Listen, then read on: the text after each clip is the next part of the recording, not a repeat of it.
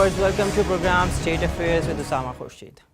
As I have discussed last week that Mr. Trump has backed out from the Iran nuclear deal, but eventually he has not given any plan B. So the critics over the United States of America and all over the world was criticizing the Trump's administration that what's the plan B against the nuclear deal, because if you are pulling out the Iran nuclear deal, what's next? So let me tell you that the US administration is already working on the plan B. The Secretary of the State Mike Pompeo will unveil the administration's plan B for countering Iran tonight. This is an idea that some critics call a pipe dream, while others question whether the administration is coming clean on its goal for the country. Now let me tell you that the plan administration official says that it is to assemble a global coalition to pressure Iran into negotiations on a new security architecture that goes beyond its nuclear address.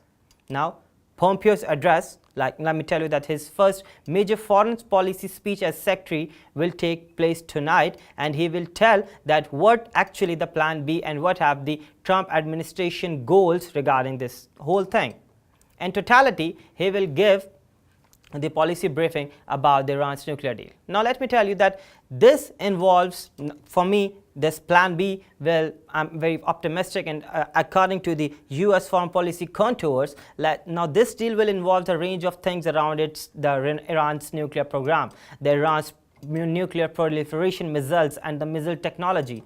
Now the Iran supports for terrorists and its aggressive and violent activities that fuel wars in Syria and Yemen, because these are the basic lines on which the US administration will try to play on it. But many former officials, foreign diplomats and analysts are very skeptical both of the chances that a broader pact can come together, and they are of the view that administration's interest in diplomacy with Iran. So a pipe dream, a bigger, better deal is said to be told by that it will work against the Iran nuclear deal, because the Iran nuclear deal was not in the favor of the United States of America. So basically, I have an argument over here that the real objective is not really a bigger, better deal, but the real objective is to put the immense pressure on the Iran to weaken the regime. Like, we have seen the injected chaos in Iran. We have seen that how the protests were being crafted back in 4 months before. Like, why the protests were being? Because they were against the clergy. They were against the theocratic state over there. They were against the main clergy who was ruling Iran. So let me tell you that no hidden objectives of certain members of administration is a regime change.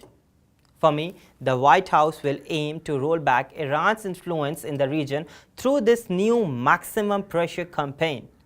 But people close to the administration says that the end goal of the new plan seems to vary depending on who is doing the talking, like who is pulling the strings. So Mike Pompeo will give the address and we'll get to know that what's the main agenda of the plan B. And according to that, let me tell you that officials such as the National Security Advisor John Bolton would be very happy to see a pressure campaign and a regime change, while on the other hand, the Pompeo belongs to a camp that has felt that it might be too soon for Assad to do that thing. Now, let me tell you what they hope for this whole person, this whole fiasco, that what is a pressure campaign could force. Well, the pressure campaign could force Iran to pull back from the regional activities in Syria, Yemen and elsewhere to focus on the domestic stability. I really doubt about that, because Iran has spent a lot of money on its nuclear program, and these pressures will just halt the Iranian nuclear program just for a while. But if you think that it will back out from the nuclear program and it will back out from the whole regional rivalry, you will be living in a very, very big dream. Now coming back to the Pompeo, he fleshed out the administration's visions for Iran almost 2 weeks after the President Donald Trump pulled the US out of the Joint Comprehension Plan of Agreement, as the deal is formally known as reimposed sanctions that had been lifted under the pact, and announced new ones against Iran's central bank. Let me tell you that I emphasize on the point that the role those sanctions will play in pushing Iran back to the table, it will not work. But by reimposing the sanctions that were lifted under the JCPOA, that will bring economic pressure to bears on Iran, and Iran can bear that. We have seen that Iran has bear that plan long ago in the Khomeini period, in the Ahmadinejad period. So it was all the economic pressure that brought the Iranians to the table for a few years ago, but it was in the vital interest of the Iran to go with the economic deal. But we have seen that Iran is the nation, we have seen that they have sustained the pressure. They have sustained the pressure for the decades. And now, if the United States of America is going for the plan B and they're thinking that they're going to pursue them, if they're thinking that they're going to push the Iranians to the maximum extent, they're going to backdrop from the Iran nuclear deal, they are again, they're just fooling themselves. Now let me tell you that the decision to pull out the deal along with the Trump's administration approach to Europe is another dimension to discuss. It means that sanction might not be as effective as time, making it all the harder to realize the goal of a broader deal.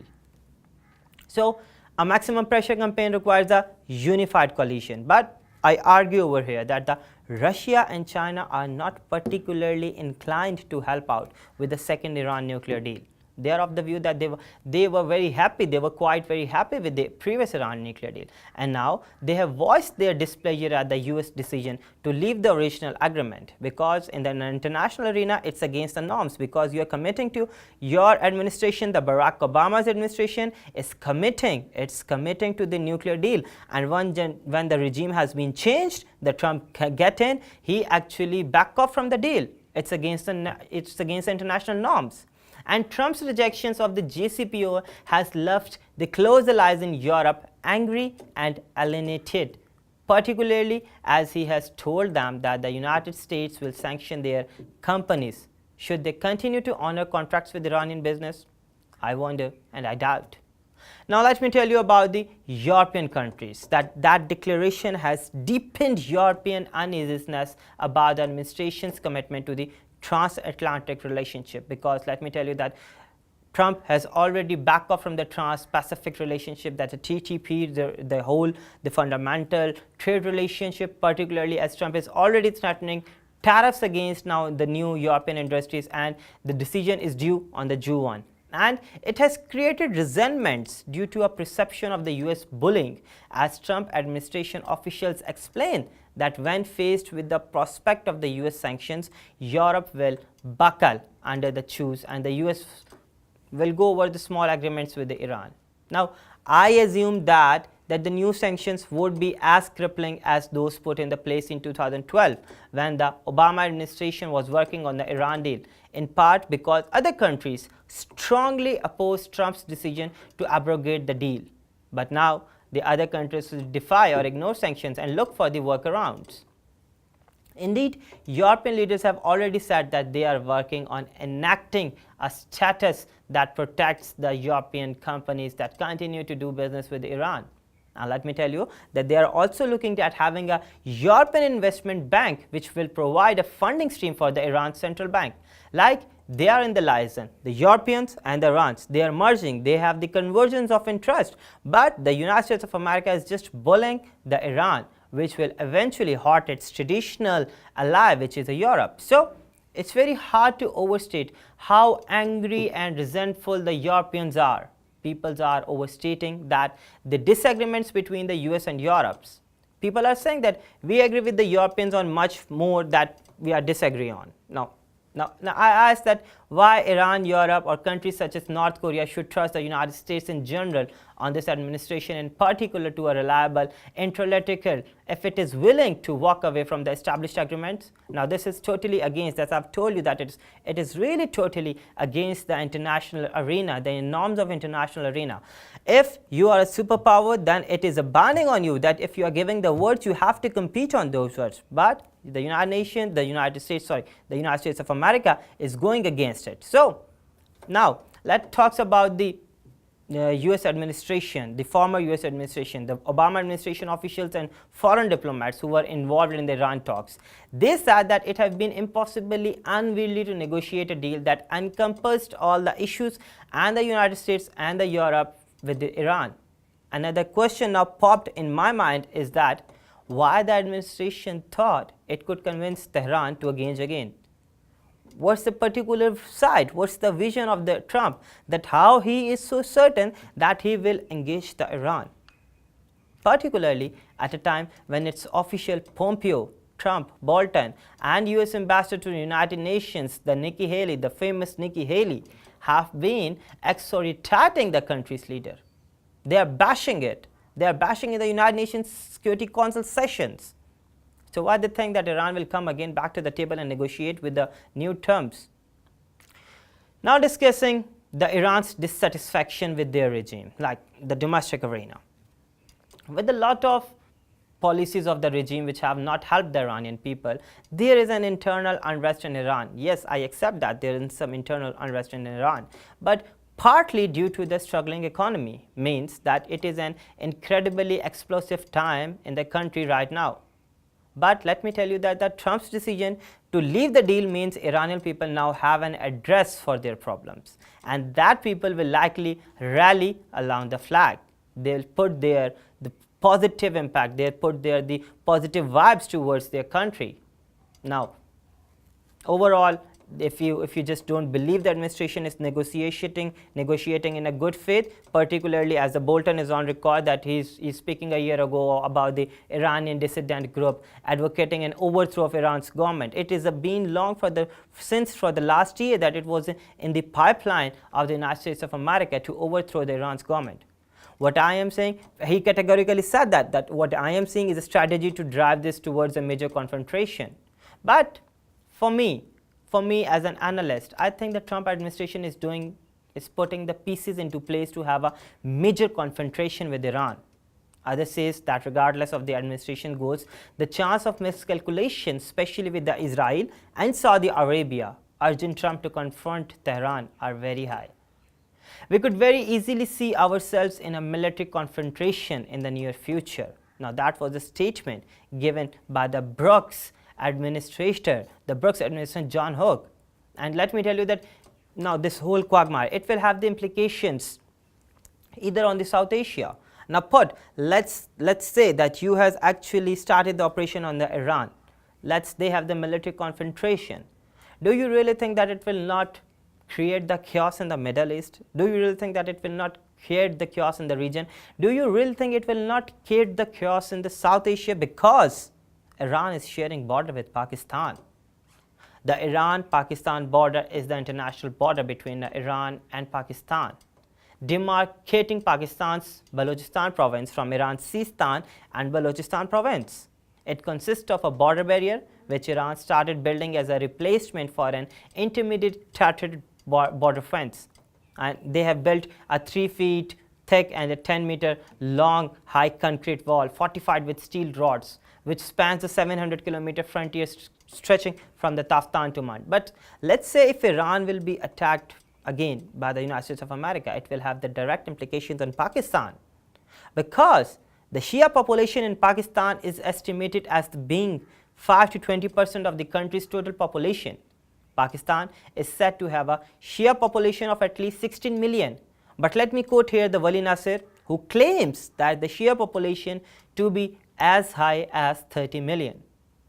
So what will be the domestic outrage in Pakistan? Who have the wildest guess at what will be the impact on the Pakistan?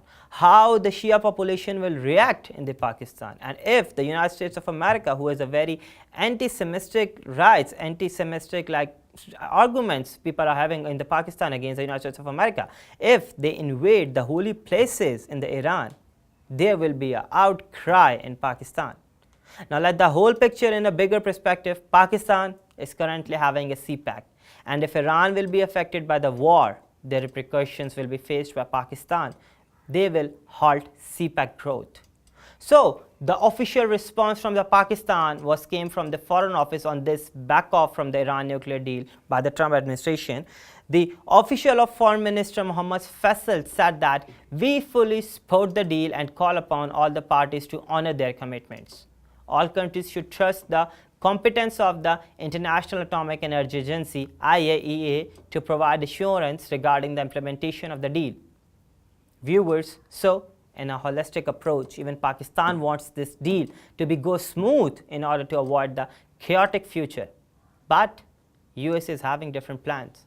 And let me tell you that if these plans are very vivid, very vivified, very vociferous, let me tell you that Iran would have been threatened, if the Iran would have been threatened by all the means, it will go against the military confrontation, and it will go towards the military confrontation. That will have a very negative repercussions in the Middle East, negative repercussions in South Asia.